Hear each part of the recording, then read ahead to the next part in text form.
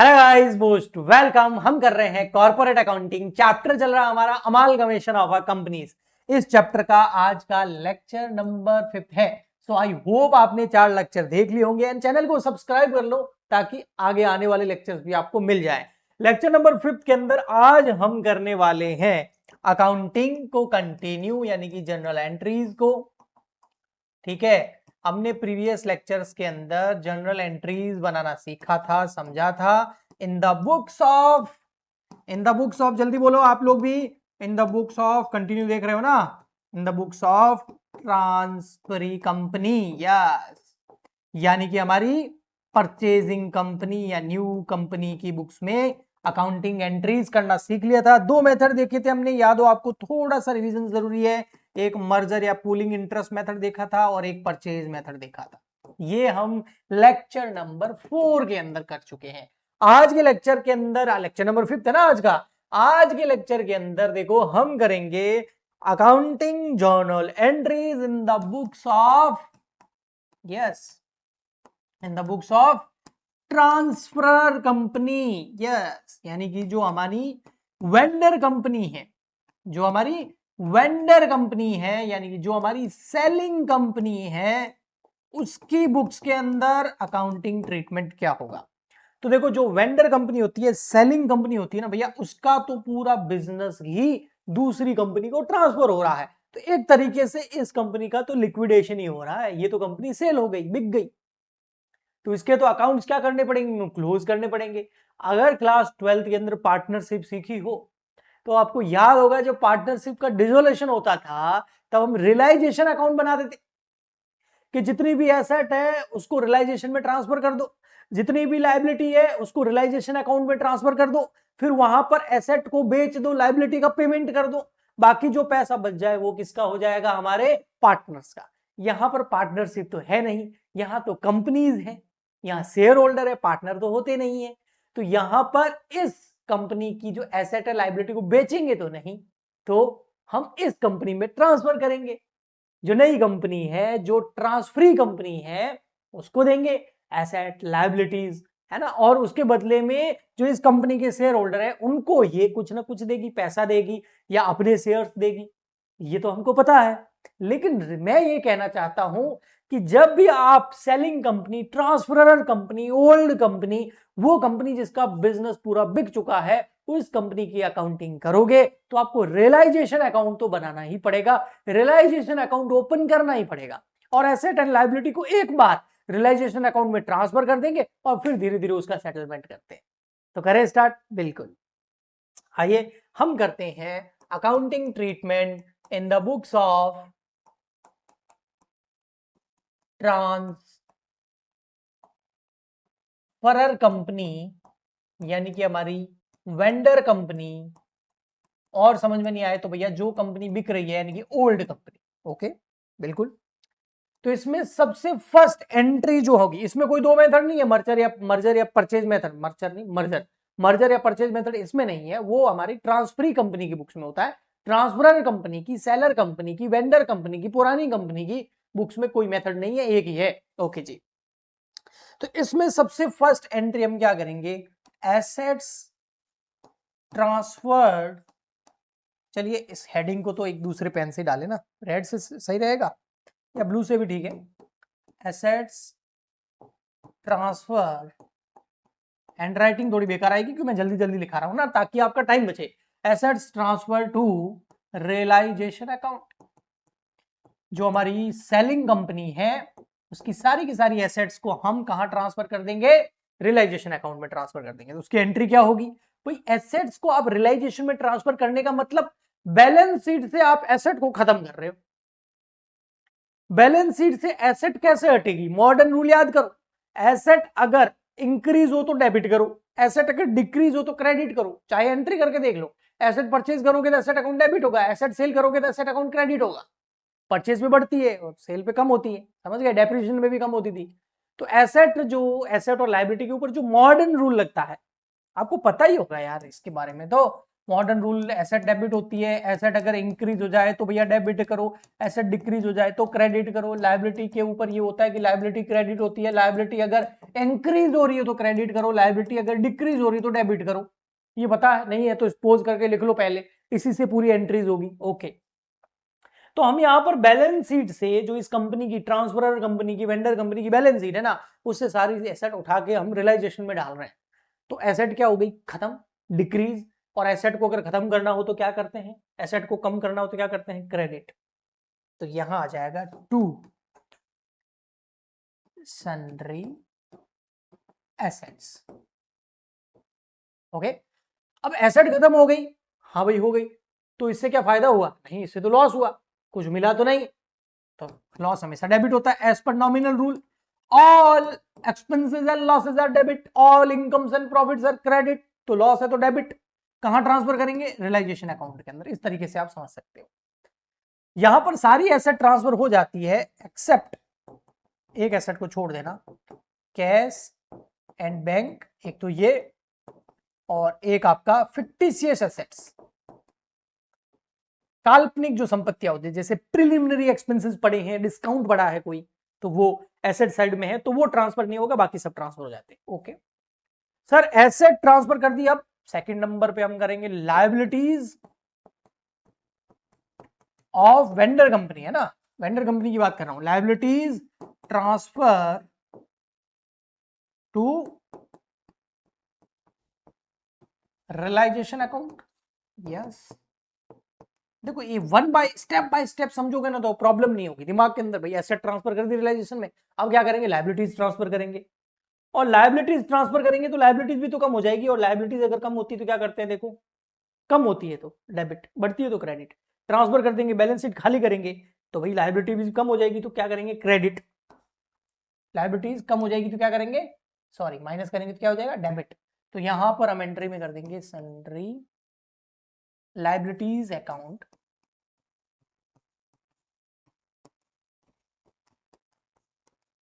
Debit हो जाएगा, और लायबिलिटीज खत्म हो गई, आपको किसी को पैसा नहीं देना तो भैया फायदा है ना। और एज पर nominal rule all incomes and profits are credit, तो रियलाइजेशन क्रेडिट हो जाएगा, फायदा हो गया। ओके, यहां पर कुछ एक्सेप्शन है, बिल्कुल कुछ चीजें हैं जो यहां ट्रांसफर नहीं होगी।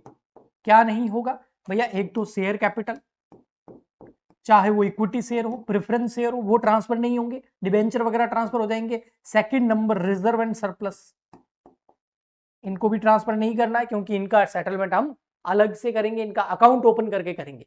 इक्विटी शेयर होल्डर का भी अकाउंट बनेगा, प्रेफरेंस शेयर होल्डर का भी अकाउंट बनेगा, यस बिल्कुल बनेगा, ठीक है जी। तो इक्विटी और प्रेफरेंस शेयर दोनों का अकाउंट बनेगा, और रिजर्व एंड सरप्लस भी जो है इक्विटी शेयर कैपिटल में, इक्विटी शेयर होल्डर में ट्रांसफर होंगे, इस वजह से इनको हम ट्रांसफर नहीं करेंगे। ठीक है सर, ये हो गया। अब क्या करें बताइए sir.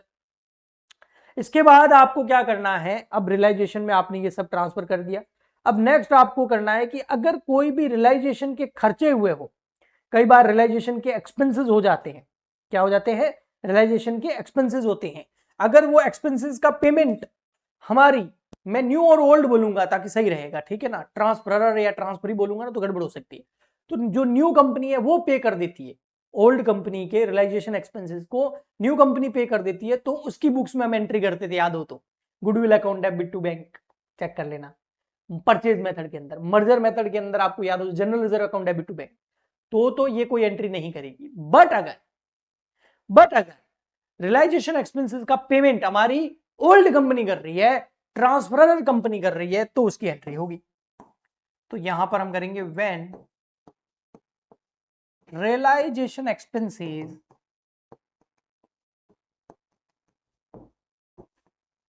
Paid by transferor company, तो उस केस के अंदर एंट्री हो जाएगी। रियलाइजेशन एक्सपेंसेस पे करेंगे ना, तो रियलाइजेशन एक्सपेंसेस पे करेंगे तो भाई ये एक्सपेंसेस है, खर्चा है, तो रियलाइजेशन अकाउंट क्या हो जाएगा, डेबिट। तो रियलाइजेशन अकाउंट हो जाएगा डेबिट, और टू कर देंगे बैंक। ओके जी, नेक्स्ट अब हमारा फोर्थ नंबर एंट्री पे करो। फोर्थ नंबर एंट्री हो जाएगी हमारा परचेज कंसीडरेशन जब ड्यू होगा। यस, यानी कि इस कंपनी के शेयर होल्डर को क्या मिलेगा, परचेज कंसिडरेशन मिलेगा, और परचेज कंसिडरेशन ड्यू हो रहा है। तो परचेज कंसिडरेशन किससे मिलेगा, न्यू कंपनी से मिलेगा। मिल गया नहीं, अभी तो ओनली ड्यू हुआ है, मिला थोड़ी, अभी तो ओनली क्या हुआ है, ड्यू हुआ है। ओके, अभी तो ओनली ड्यू हुआ है। तो अगर अभी ड्यू हुआ है तो लेना है, हाँ किससे लेना है, ट्रांसफरी कंपनी से लेना, यानी कि न्यू कंपनी से लेना है। तो एक तरह की एसेट हम जनरेट कर देंगे, हम यहां लिखेंगे, आप बोलो तो परचेजिंग कंपनी लिख सकता हूं, अगर कंफ्यूज नहीं हो तो ट्रांसफरी कंपनी बढ़िया रहेगा। परचेजिंग कंपनी, एसी बंद हो गया था यार, गर्मी लगने लग गई, अब जाके चालू हुआ है। Thank you. So transferee company account debit to, उससे जो मिलेगा उसको कहां ट्रांसफर करेंगे, रियलाइजेशन अकाउंट के अंदर। और कहां करेंगे, रियलाइजेशन अकाउंट में जाएगा, वो बिल्कुल जाएगा। ओके, तो ये तो परचेज कंसिडरेशन ड्यू हो गया। अब परचेज कंसिडरेशन रिसीव होगा। सर रियलाइजेशन के क्रेडिट क्यों किया, क्योंकि कोई आपको कुछ दे रहा है तो आपके लिए फायदा है ना, तो क्रेडिट। और इसको, इस कंपनी को डेबिट क्यों किया, क्योंकि उससे भी लेना है, तो एसेट है। तो एक तरीके से एसेट और एक तरीके से बेनिफिट हमने यहां पर दिखा दिया। अब फिफ्थ नंबर पे क्या होगा, व्हेन परचेज कंसिडरेशन रिसीव्ड। जब परचेज कंसिडरेशन क्या होगा, हमको रिसीव्ड होगा। बिल्कुल, अगर परचेज कंसिडरेशन आपको रिसीव हो रहा है तो जो ये एसेट है ट्रांसफरी कंपनी वाली, ये खत्म हो जाएगी। क्यों, इसको एसेट क्यों दिखाया था, क्योंकि इससे कुछ लेना था, अब इसने दे दिया तो इसको तो कर देंगे क्रेडिट। एसेट खत्म, ट्रांसफरी कंपनी है ना, यानी कि परचेजिंग कंपनी। आपको समझाने के लिए लिख रहा हूं, बाकी दो नाम नहीं लिखने, एक ही लिखना। क्वेश्चन में तो नाम दे रखा होगा, बी लिमिटेड या ए लिमिटेड या एक्स लिमिटेड, तो उसका नाम आ जाएगा। अच्छा, ये क्या क्या दे रही है, ये दे रही है अपनी इक्विटी शेयर, तो equity share of transferee company, ठीक है। और क्या दे रही है, अपने प्रेफरेंस शेयर, फॉर एग्जांपल के लिए जो कुछ भी दे रही है, तो preference shares of transferee company. और क्या दे रही है, मान लेते डिबेंचर्स दे रही है, तो डिबेंचर्स ऑफ ट्रांसफरी कंपनी। और क्या दे रही है, कुछ पैसा दे रही है, तो कैश या फिर बैंक अकाउंट, ये भी डेबिट, ये भी डेबिट, ये भी डेबिट और ये भी डेबिट। अच्छा सर इतना कुछ देगी, अगर एक चीज दी तो एक ही हो जाएगा, equity share capital, equity share of transferee company account debit. सब है तो सब आएंगे, वो डिपेंड करता है क्वेश्चन के ऊपर। ओके जी, ठीक है सर, परचेज कंसिडरेशन भी रिसीव हो गया, परचेज कंसिडरेशन ड्यू भी हो गया। अब ये जो परचेज कंसिडरेशन रिसीव हुआ है, इसका पेमेंट किसको करना है, हमारे शेयर होल्डर को। ये करते हैं, तो उससे पहले आप क्या करोगे, रियलाइजेशन अकाउंट क्लोज कर दोगे, ठीक है। तो रियलाइजेशन अकाउंट क्लोज करोगे ना, तो उसमें आपको एक काम करना पड़ेगा, क्या वो मैं आपको बता देता हूं। रियलाइजेशन अकाउंट को क्लोज करने से पहले आपको एक बार जो आपकी इक्विटी शेयर कैपिटल है और प्रेफरेंस शेयर कैपिटल है, मान रहा हूं कि डिबेंचर होल्डर का पेमेंट उन्होंने कर दिया होगा, किसने, नई कंपनी ने। अगर डिबेंचर होल्डर का पेमेंट नई कंपनी नहीं किया है तो ये करेंगे फिर, ठीक है। फिर यहां पर एंट्री डालनी पड़ेगी, realisation account debit to bank. Okay, so हम क्या करेंगे, जो हमारी ट्रांसफरर कंपनी है, जो वेंडर कंपनी है, सेलिंग कंपनी है, जिसका बिजनेस बिक रहा है, वो कंपनी अपने जो इक्विटी शेयर कैपिटल और जो प्रेफरेंस शेयर कैपिटल है, उनको इक्विटी शेयर होल्डर और प्रेफरेंस शेयर होल्डर अकाउंट में ट्रांसफर करके ड्यू करेगी। तो सबसे पहले हम वो करते हैं। Okay, when preference share capital transfer to preference share holder account, इसको आप इस तरीके से भी बोल सकते हैं, इसके अलावा आप इसको इस तरीके से भी बोल सकते हैं। किस तरीके से सर बताइए, आप इसको कैपिटल अकाउंट ट्रांसफर ओनली इतना भी लिख सकते हैं, उससे भी काम हो जाता है कई बार, है ना, बिल्कुल बिल्कुल उससे भी हो जाता है। हाँ, सो अगर आप प्रेफरेंस शेयर कैपिटल ट्रांसफर कर रहे हो प्रेफरेंस शेयर होल्डर अकाउंट के अंदर, तो आपकी जो प्रेफरेंस शेयर कैपिटल हमेशा क्रेडिट होती है, उसको ट्रांसफर कर रहे हैं तो खत्म हो जाएगी, लायबिलिटी खत्म होती है, तो क्या करना पड़ता है, ये देखो डेबिट। तो यहां हो जाएगा preference share percentage preference share होता है, हमेशा याद रखना। प्रेफरेंस शेयर का डिविडेंड जो होता है वो फिक्स होता है, आपको बताइए। तो प्रेफरेंस शेयर कैपिटल अकाउंट हो जाएगा डेबिट, और 2 कर देंगे preference share holder account share. अब एक तरीके से इनका रिडम्पशन ही हो रहा है। हाँ, अगर ये रिडम्पशन प्रीमियम पे हो रहा है तो लॉस होगा, तो रियलाइजेशन अकाउंट डेबिट हो जाएगा यहाँ। और अगर ये रिडम्पशन डिस्काउंट पे हो रहा है तो प्रॉफिट होता है, तो रियलाइजेशन अकाउंट यहाँ क्रेडिट हो जाएगा। वो डिपेंड करता है क्वेश्चन के ऊपर। अभी मैं आपको इतना ही सिखाऊंगा, ज्यादा बताऊंगा तो फिर कंफ्यूज हो जाओगे, है ना।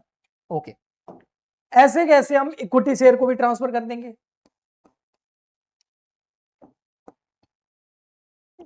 इक्विटी शेयर कैपिटल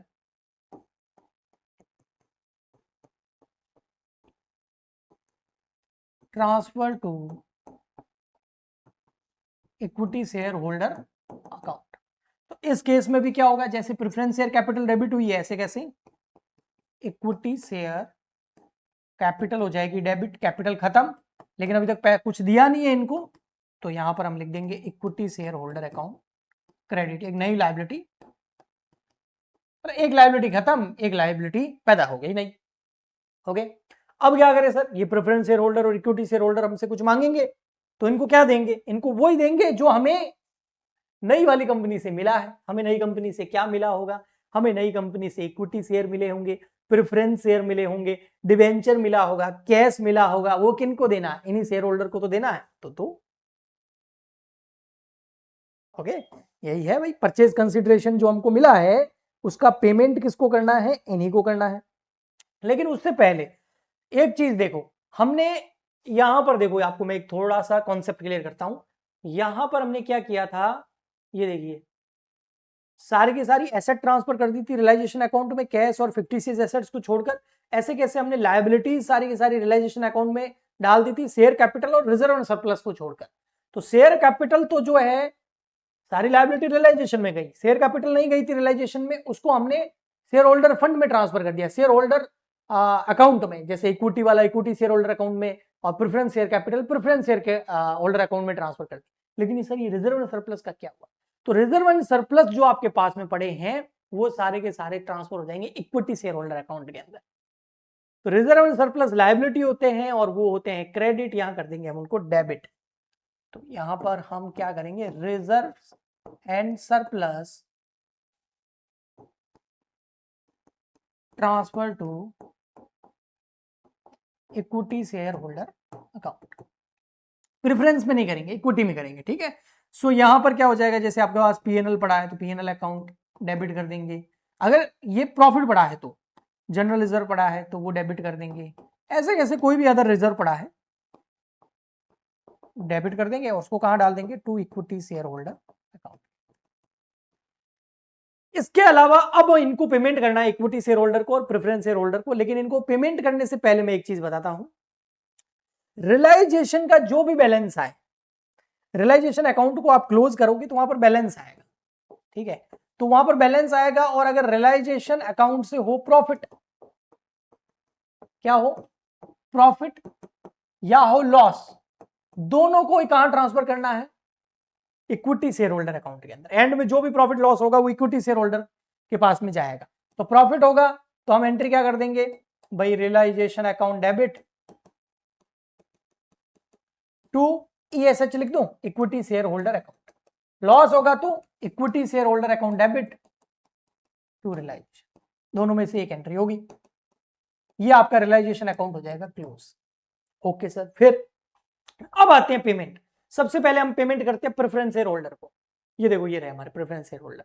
अब इनको क्या देंगे, वही देंगे जो हमें नई कंपनी से मिला है। ट्रांसफरी कंपनी के शेयर पड़े हैं, प्रेफरेंस शेयर पड़े हैं, इक्विटी शेयर पड़े हैं, ट्रांसफरी कंपनी के डिबेंचर पड़े हैं, कैश पड़ा है, वो इक्विटी से प्रेफरेंस शेयर और इक्विटी शेयर होल्डर दोनों को देना पड़ेगा।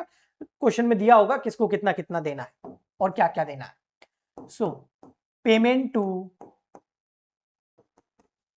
Preference share holder, preference share holder payment करेंगे तो प्रेफरेंस शेयर होल्डर ऊपर जो क्रेडिट हो रखे हैं वो यहां डेबिट हो जाएंगे,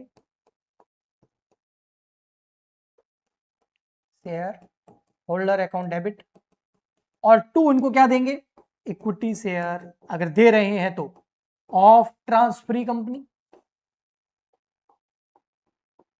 यानी कि परचेजिंग कंपनी, इनको हो सकता है प्रेफरेंस शेयर दे दियो वापस, यानी कि नए वाले ऑफ ट्रांसफरी कंपनी, वो डिपेंड करता है क्वेश्चन पर। हो सकता है डिबेंचर दे दिए हो, डिबेंचर्स ऑफ ट्रांसफरी कंपनी, और हो सकता है पैसा दिया हो तो टू बैंक या कैश। ऐसे कैसे हम पेमेंट कर देंगे किसको, इक्विटी शेयर होल्डर को। एंट्री नंबर हो जाएगी हमारी कौन सी, 11। और भी एंट्रीज हो सकती है, डिपेंड करता है क्वेश्चन को, मैं फिर कह रहा हूं, लेकिन मोटा मोटी ये एंट्रीज होती ही होती है, इनको नहीं टाला जा सकता। तो payment to equity share holder, तो वही इक्विटी शेयर होल्डर जो ऊपर क्रेडिट हुए थे एंट्री में, वो यहां हो जाएंगे डेबिट, और इनको वापस वही हो सकता है नई कंपनी के इक्विटी शेयर दे रहे, तो equity share of transferee company. हो सकता है आप इनको प्रेफरेंस शेयर दे रहे हो, तो preference shares of transferee company. हो सकता है डिबेंचर्स दे रहे हो, तो डिबेंचर्स ऑफ ट्रांसफरी कंपनी। और हो सकता है पेमेंट कर रहे हो तो टू बैंक। बहुत सिंपल है, आप अगर इसको है ना इजीली स्टेप बाय समझोगे ना तो बहुत इजी लगेगा। पता है क्या करना है, सबसे पहले एसेट जितनी भी पड़ी रियलाइजेशन अकाउंट में डालें, सिर्फ कैश एंड बैंक और फिक्टिशियस एसेट्स को छोड़ करके। फिर लायबिलिटीज जो पड़ी है वो भी रियलाइजेशन अकाउंट में डाल दो, शेयर कैपिटल और रिजर्व सरप्लस को छोड़ दो। हो गया सर, ट्रांसफर कर दिया। अब रियलाइजेशन एक्सपेंसेस का पेमेंट अगर हमारी वेंडर कंपनी कर रही है तो realization account debit to bank कर दो। इसके बाद परचेज कंसिडरेशन ड्यू कर दो। परचेज कंसिडरेशन ड्यू कैसे होगा भाई, जो नई कंपनी है उससे हमें लेने हैं हमारे शेयर होल्डर के लिए शेयर, पैसा कुछ तो लेना होगा, तो नई कंपनी डेबिट कर दो और टू रियलाइजेशन। उसके बाद परचेज कंसिडरेशन जब रिसीव होगा तो क्या क्या रिसीव हो रहा है कि न्यू कंपनी के इक्विटी शेयर, न्यू कंपनी के प्रेफरेंस शेयर, न्यू कंपनी के डिबेंचर और बैंक या कैश जो भी है डेबिट हो जाएगा, और टू न्यू कंपनी क्रेडिट। अब क्या करो, अब आपके पास में कुछ चीजें बच गई। एक तो आपके पास में रिजर्व सरप्लस बच गया, उसको इक्विटी शेयर होल्डर अकाउंट में डाल दो। एक कैपिटल बच गई, इक्विटी शेयर कैपिटल, उसको इक्विटी शेयर होल्डर अकाउंट में डाल दो। एक प्रेफरेंस शेयर कैपिटल बच गई, उसको प्रेफरेंस शेयर होल्डर अकाउंट में डाल दो। अब प्रेफरेंस शेयर होल्डर अकाउंट नाम की एक लायबिलिटी पैदा कर दी। अब इक्विटी शेयर होल्डर को नई कंपनी के शेयर्स, डिबेंचर्स वो दे दो, और प्रेफरेंस शेयर होल्डर को भी नई कंपनी के शेयर्स, डिबेंचर, बैंक जो भी है वो दे दो। ये हो गया बस। मोटा मोटी ये ही एंट्री होती है in the books of transferor company, in the books of old company, in the books of vendor या सेलिंग कंपनी। मोटा मोटी ये एंट्री होती है, और इसी की बेसिस पर कई बार अकाउंट्स भी बनाए जाते हैं। तो आई होप आपको ये अच्छे से समझ में आ गया होगा। ठीक है जी, ओके। सो मिलते हैं नेक्स्ट लेक्चर में। आज के लिए ही इतना ही। Goodbye, thank you, take care.